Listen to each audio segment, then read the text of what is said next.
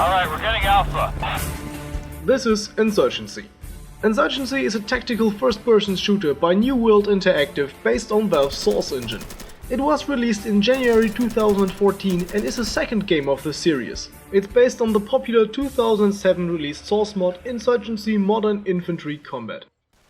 In 2012, Insurgency 2 was announced. In first preview videos we saw basically Insurgency ported to the Left 4 Dead engine, but after a 2-year-long development period, the original modders formed up a new company and released Insurgency, formerly known as Insurgency 2. As a game that descends from the good old Source engine, no leveling or gathering points for upgrades and weapons is needed. Just select a class, modify your loadout and rock on. And speaking of weapons, there are quite a few.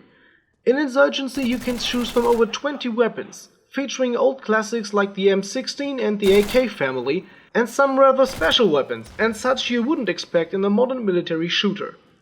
A representative of the guns you wouldn't expect is the Russian Mosin Nagant sniper rifle, the SKS-45 and the German MP40. For every weapon in the game, various attachments are available, and this even counts for the old guns. Let's say you want to go for a sniping role but don't want to play a classic sniper rifle. Just go and equip an M16 assault rifle and attach a bipod, a scope and a heavy barrel or a flash suppressor, and you're just as good a sniper.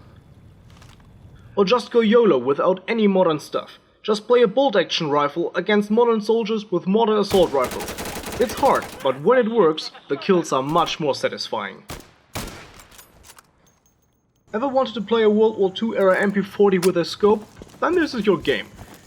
And just for those who are wondering, this is actually correct. You will find a lot of old German weapons in the Middle East. The only thing I'm missing in this game is a Sturmgewehr 44 or STG 44. Speaking of the Middle East, by now you've figured out that the game throws you into a raging conflict of today's world.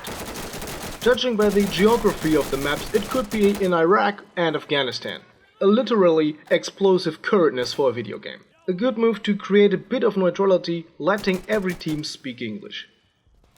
The game offers a variety of game modes based on player versus player and co-op battles. Capturing control points or blowing up enemy supply depots are essential components of these scenarios. All maps are relatively compact and can be crossed in short time. Compared to the predecessor, the looks have improved, though the game cannot compete with modern shooters, and some areas really show off the ugly side of this engine. And though the Source engine is old, a bit more could have been possible, especially when it comes to the water. The engine is capable of far more than this. About 10 years ago, this was done with an even older version of the Source engine.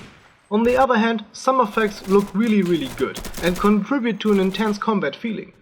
And if you combine that with some players who actually know what they're doing, you'll have a great tactical shooter. So, who is this game for? For those who are fed up with run and spray games like Call of every year the same duty and would like to play something more realistic. If Counter-Strike is way too flurry and Rising Storm, Red Orchestra and Arma are way too plodding for you, this can be a good and cheap alternative.